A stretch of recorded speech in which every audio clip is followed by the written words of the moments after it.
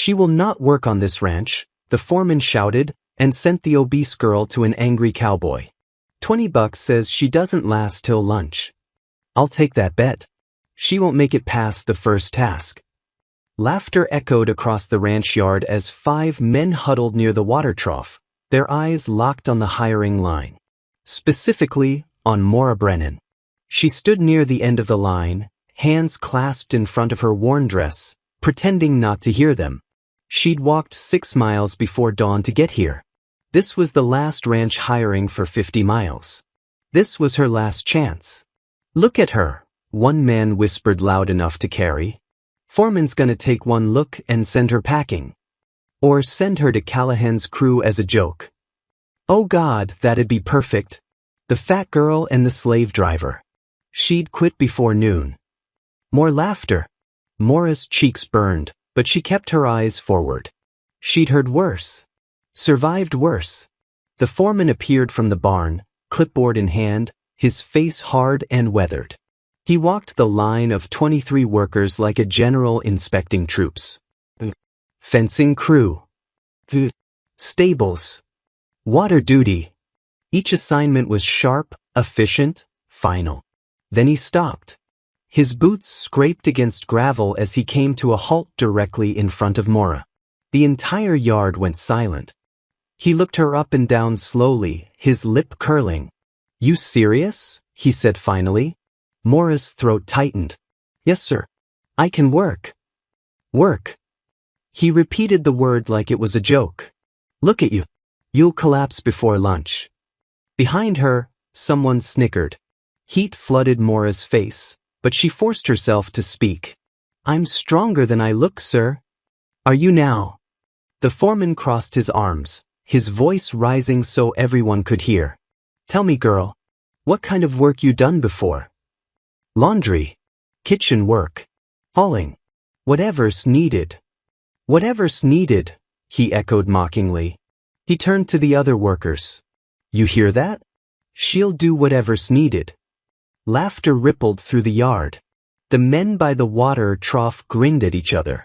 Maura's hands clenched into fists, but she kept her chin up. She would not give them the satisfaction of seeing her break. The foreman studied her for a long moment, a cruel smile spreading across his face. "All right then," he said slowly. "You want work? I'll give you work." He turned toward the far side of the yard where a group of men stood apart from the others. Lean, hard-faced, silent as stone. "Callahan," the foreman shouted. One man turned. Tall, broad-shouldered but whip-lean.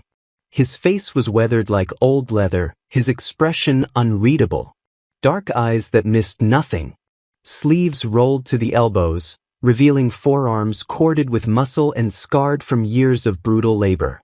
Ronan Callahan. The yard seemed to shift when he looked their way. A worker near Maura whispered, "Oh no. Poor girl." Another muttered, "Callahan's crew? She's done. 3 days. That's generous." The foreman's grin widened. "Callahan, you got yourself a new hand. Brennan here says she can work. Let's see how long she lasts on your crew." Ronan walked toward them, his boots striking the ground with steady, deliberate force. The crowd parted without thinking. He stopped in front of Maura, looking down at her with those dark, unreadable eyes. Several heartbeats passed. Then he spoke, his voice low and rough as gravel. "Can you lift 50 pounds? Maura swallowed hard. "Yes." "Can you work 12 hours without stopping?" "Yes." "Can you follow orders without complaining?" "Yes." Ronan studied her for another long moment. His eyes swept over her once, not with mockery, but assessment. Then he nodded once. "Follow me." He walked toward his crew without checking if she'd obey. Maura hurried after him, heart pounding. Behind her, the foreman's voice rang out, 3 days. "She won't last 3 days. I give her till sunset," another called. "Callahan works his crew like dogs. She'll be crying by noon." Laughter followed her like wolves. Ronan stopped by a pile of tools where 5 men waited, silent, unreadable. "Brennan," he said, not looking at her. Fence repair. Grab a post hammer and wire cutters. Watch the others. Yes, sir. He walked off. A gray-bearded man eyed her. Ever done fence work before? No. Then you're gonna bleed. The day began. Mora gripped the hammer, palms slick with sweat, and copied the men's brutal rhythm. Lift, swing, drive. Within an hour, her arms screamed. No one spoke. Only the thud of hammers and the screech of wire filled the air. Ronan moved among them like a shadow, checking every post. Sloppy, he told one man. Fix it. He stopped beside Mora. She froze as he tested her post, checked the wire, then walked away without a word. No praise. No criticism. She'd take it. By midday, her hands were raw, blood mixing with dirt. She didn't stop. When the men broke for water, she drank with trembling hands. The gray-bearded man watched. You all right? I'm fine. You won't be by sunset. The afternoon sun burned overhead. Mora's vision blurred. Her arms felt like lead. Every swing sent pain through her shoulders. But she kept watching Ronan. He worked harder than anyone. Faster, tighter, never slowing. His shirt clung to his back, drenched in sweat, but his pace never faltered. He wasn't cruel. He was relentless. And he held himself to the same brutal standard he demanded from his crew. Mora understood then. To survive here, she couldn't work like the men. She had to work like him. At sunset, Ronan called, "That's enough." The men dropped their tools and headed to the bunkhouse. Mora stood by the fence, staring at her bleeding hands. She couldn't close her fingers. Fighting back tears, she sat on a post. Ronan's footsteps approached. He stopped beside her, set a small tin on the post, and walked away. So, she opened it with shaking hands. The cool white bomb stung like fire, but it was the kindest thing anyone had done for her in 6 years. She looked toward the bunkhouse where Ronan's silhouette faded into the dusk and made a vow. She would not quit, she would not fail. They'd sent her here as a joke, expecting her to break. But she wouldn't. She'd prove every one of them wrong. Laughter drifted from the bunkhouse, her name carried on the wind. Let them laugh. She'd been a joke her whole life. Not anymore. Not here. Morning came too soon. Mora woke in the dark, her hands burning beneath blood-stained bandages. Every movement hurt as she dressed and stepped into the silent yard. She was the first there. Ronan emerged from the barn with tools, pausing when he saw her. "You came back," he said. "I said I would." He studied her, then nodded once. "Good." It was enough. 2 weeks passed like years. Mora woke each morning before dawn, her body screaming in protest. Every muscle ached. Her hands, though toughened by the salve Ronan had left, still cracked and bled by day's end. But she showed up. Every single morning. Ronan's crew worked like machines. Hauling lumber. Digging post holes. Mending fences that stretched for miles across the rocky hills. And Ronan pushed them all without mercy. "Faster," he'd say, his voice flat and cold. "Not level. Do it again. Sloppy work. Fix it." The men obeyed without argument. They'd learned long ago that Ronan Callahan didn't accept excuses. Mora learned it too. On the 4th day, she'd hammered a post crooked. Ronan had walked past, stopped, and pointed. "Pull it. Start over." She'd wanted to cry. Wanted to argue that she'd worked on that post for 20 minutes. But she pulled it. And started over. Ronan had watched until she finished, then nodded once and walked away. That nod became the only approval she needed. The foreman visited Ronan's section regularly, always watching Mora with a smirk. "She's still here," he'd say loudly enough for everyone to hear. "Thought she'd have quit by now." "Callahan, you going soft?" Ronan never answered. Just kept working. But Mora noticed something. On days the foreman visited, Ronan assigned her easier tasks. Not lighter work, but tasks closer to where he was working. Within sight. Within protection. The other men noticed too.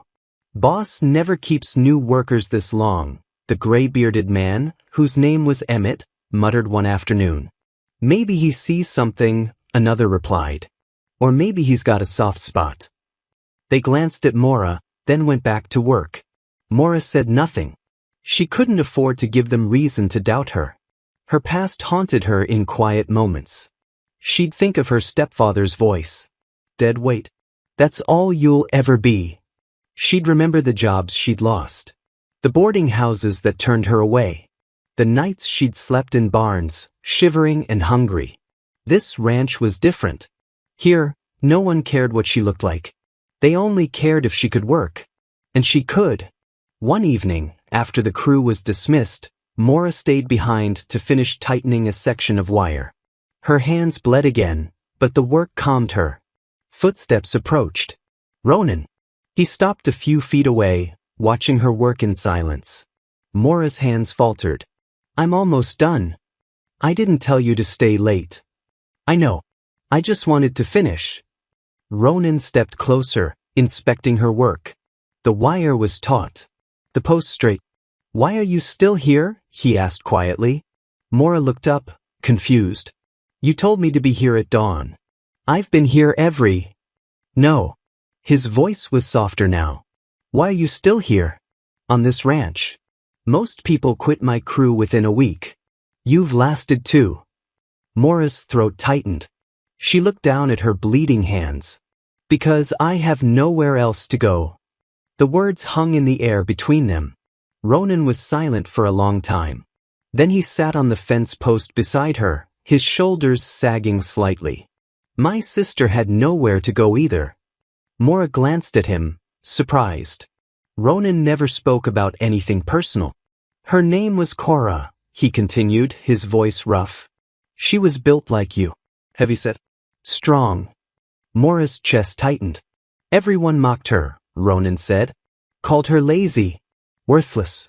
But she wasn't. She worked harder than anyone I knew. He paused, staring at the distant hills. Our father ran a ranch in Montana. He didn't care how hard she worked. It was never enough. So I pushed her. Told her to work harder. Prove them all wrong. His jaw clenched. She did. She worked until her body gave out. Collapsed in the field one day. Heart couldn't take it. She was 22. Mora's eyes stung. I'm sorry. I killed her. Ronan's voice was flat. My standards. My pushing. I thought I was helping her prove herself.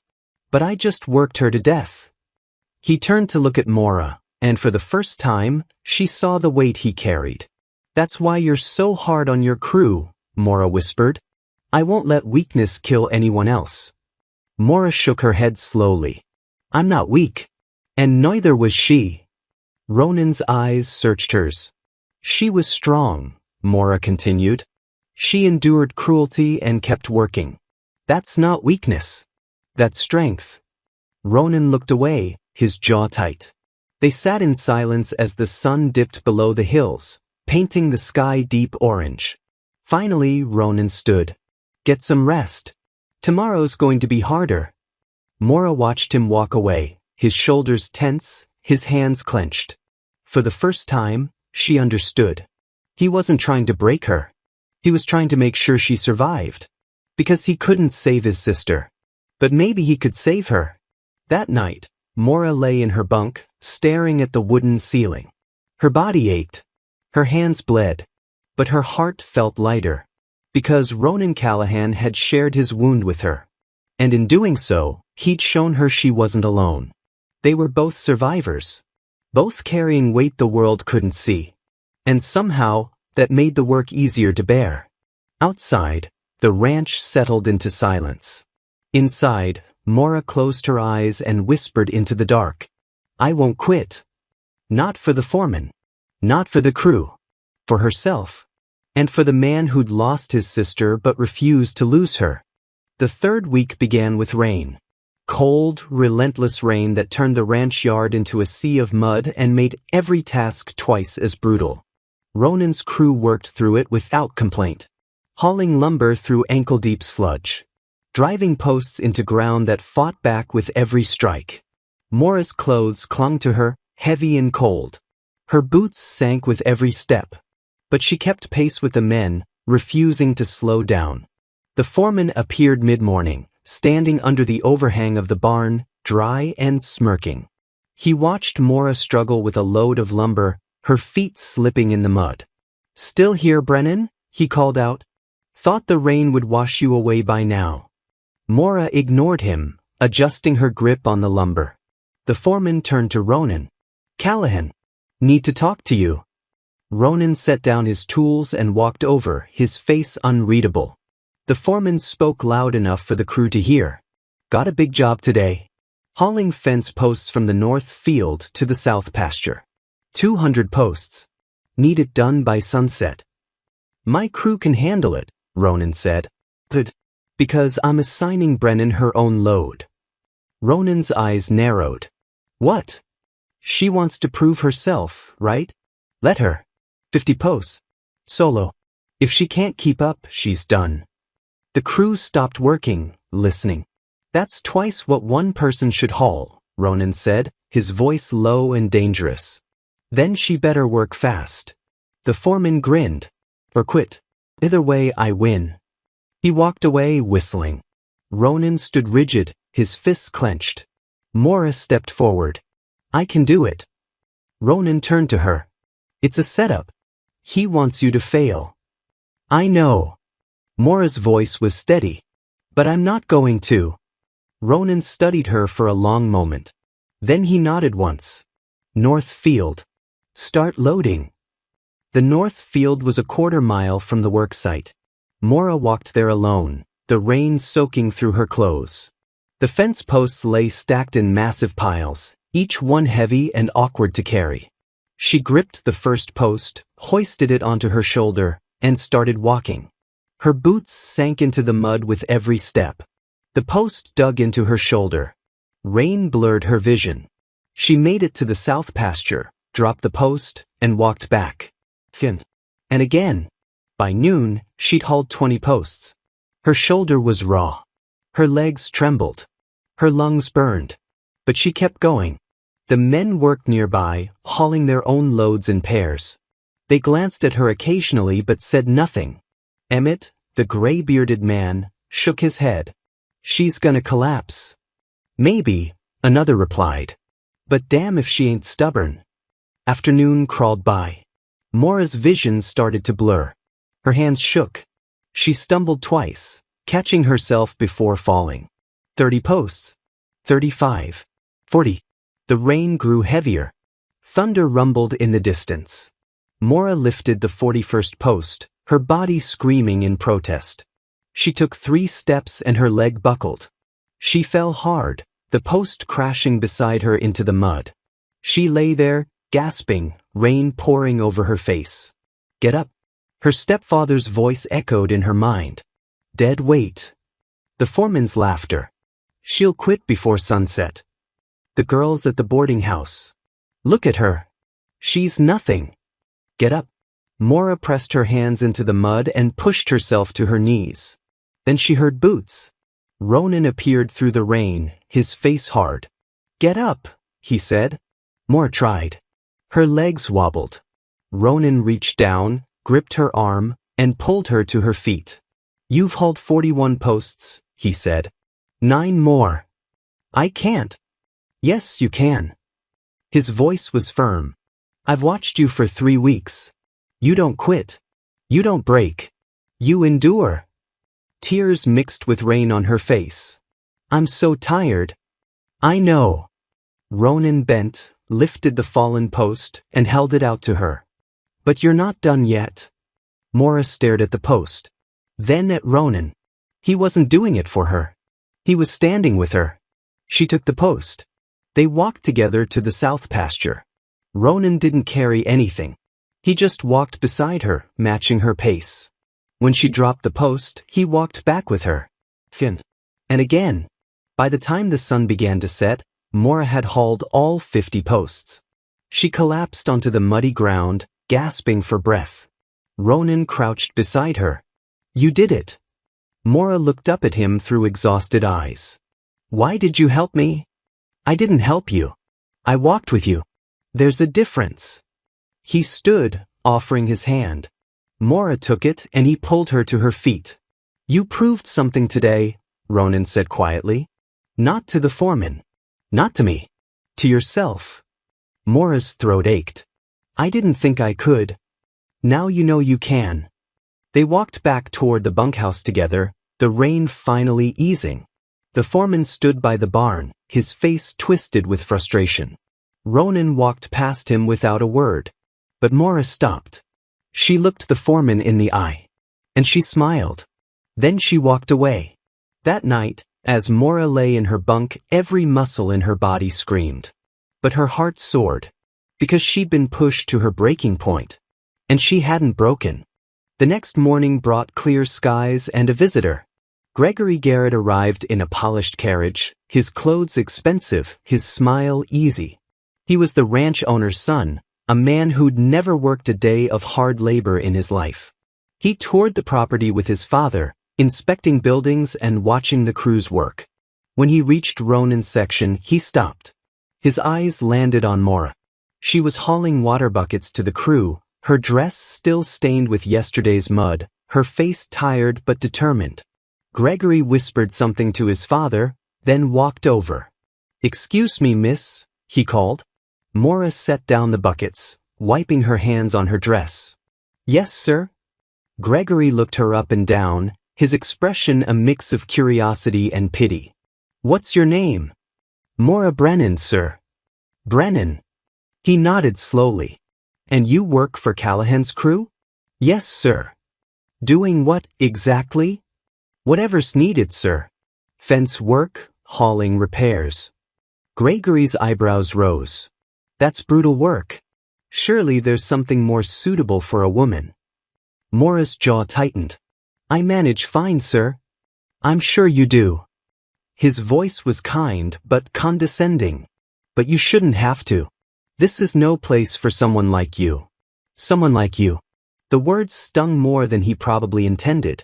I appreciate your concern, Mora said carefully. But I'm happy with my work. Are you? Gregory stepped closer. Or are you simply enduring because you have no other choice? Mora said nothing. I thought so. Gregory smiled. Listen, Miss Brennan. My family owns a boarding house in town. We need a housekeeper. Decent pay, clean room, far easier than breaking your back out here. Mora's heart skipped. Easier work. A room. Safety.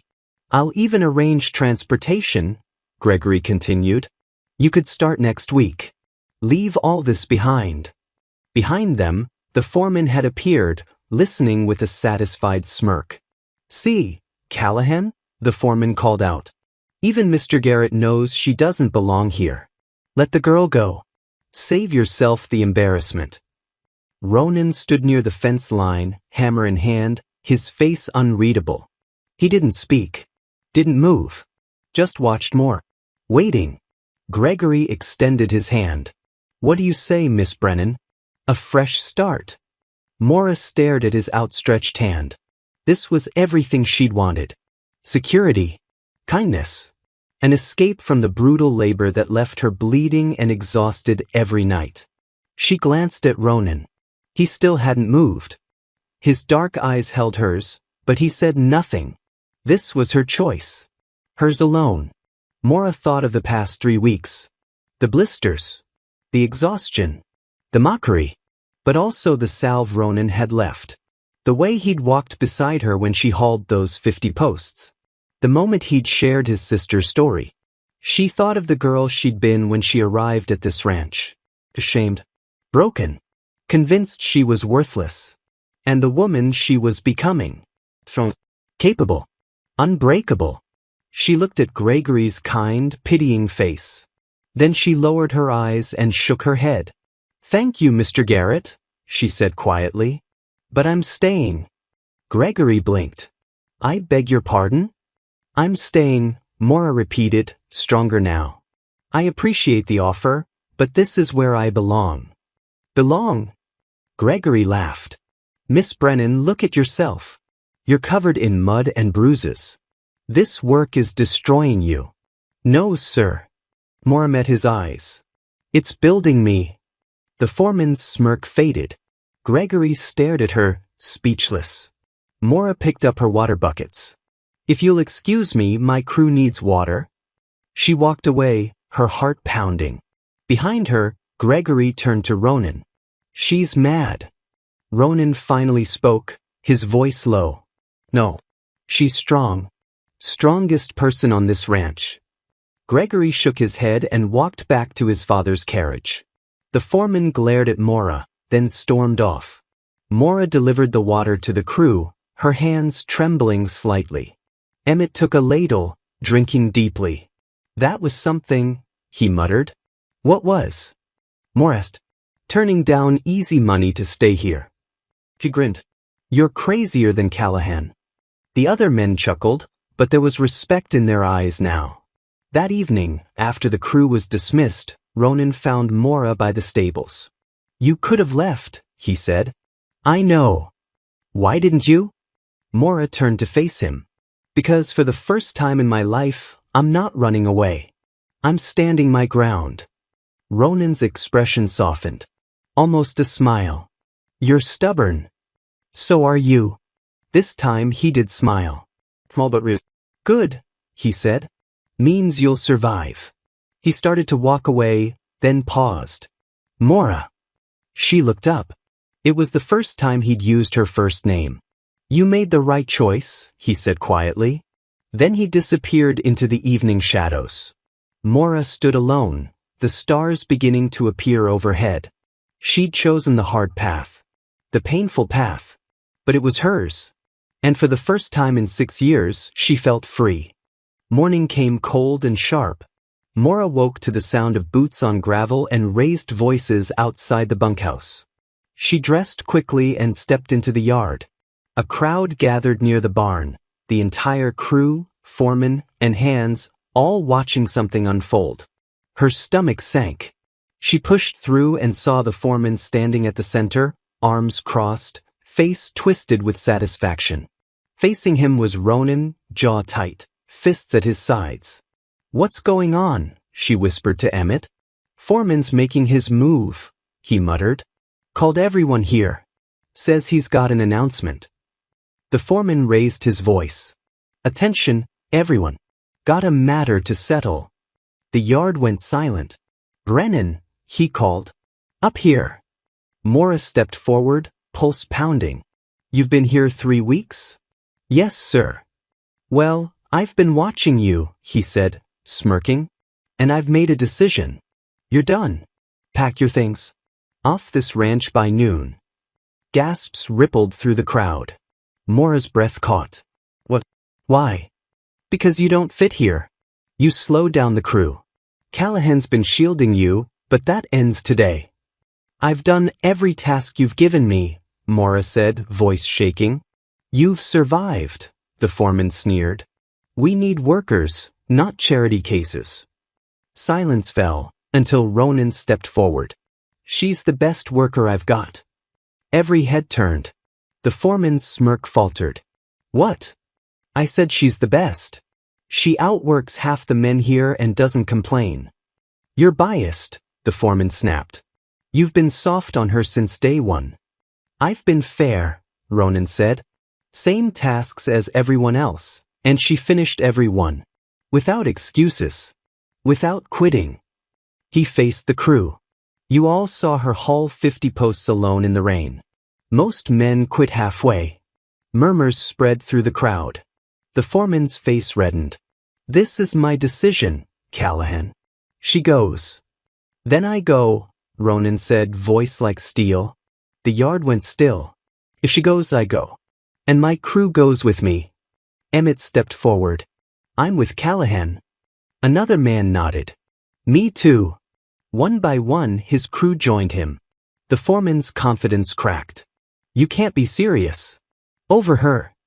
Over principle, Ronan said coldly. You sent her here as a joke, to humiliate her. But she proved you wrong. A new voice cut through the tension. Callahan's right. The ranch owner, Thomas Garrett, stepped from the barn, having watched from the shadows. "Sir," the foreman began. "Enough," Thomas interrupted. "I've seen Miss Brennan's work. She's competent, reliable, and tough, exactly what this ranch needs." He turned to the foreman. "You, on the other hand, run this place with mockery and spite. That ends now." The foreman went pale. "Miss Brennan stays," Thomas said firmly. "And you'll watch your mouth. I don't tolerate cruelty on my land." He looked to Mora. "You've earned your place here." Tears stung her eyes. "Thank you, sir." Thomas walked off. The foreman stood frozen as the crowd dispersed. Ronan approached. "You all right?" Mora nodded, unable to speak. "Good," he said quietly. "Back to work, everyone." The men scattered, but something had changed. Respect hung in the air. That evening, Mora stayed late mending fence wire, trying to process it all. Footsteps approached. "Ronan." He stopped a few feet away, hands in his pockets. "You don't have to work late anymore," he said. "You proved yourself." "I like the quiet," Mora replied softly. "Helps me think." "What are you thinking about?" "That I almost lost this," she said, gesturing to the ranch. "All of it." "You wouldn't have," he said. "If you'd gone, I'd have gone too." She turned to him. "But why risk everything for me?" He was silent a moment, the sunset burning orange and purple behind him. "When Cora died," he said finally, "I swore I'd never care again. Caring meant pain. Then you showed up, bleeding hands, exhausted, but you didn't quit. I saw her in you. That same strength everyone else missed." Mora's throat tightened. "But somewhere along the way," he went on, voice rough, "it stopped being about Cora. It became about you." He reached out, taking her hand gently. "The way you show up before dawn. The way you never complain. The way you look at me like I'm not just the hard bastard everyone says I am."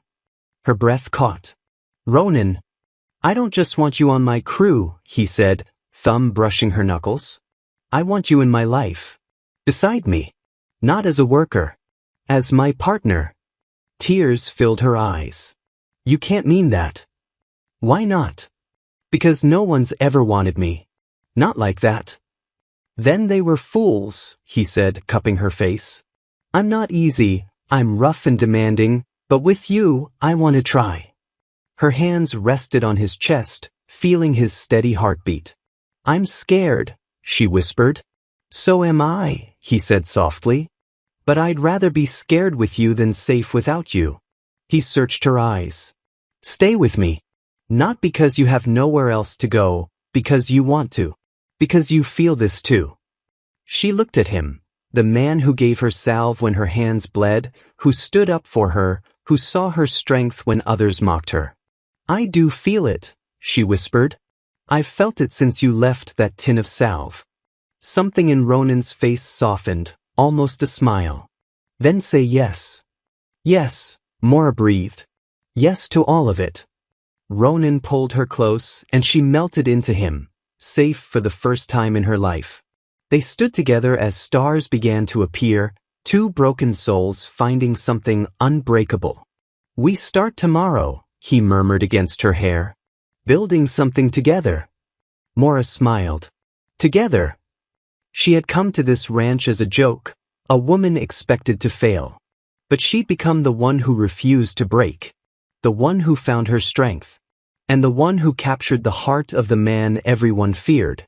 As the night deepened, Mora whispered into the darkness, "I made it." But this time, she wasn't alone.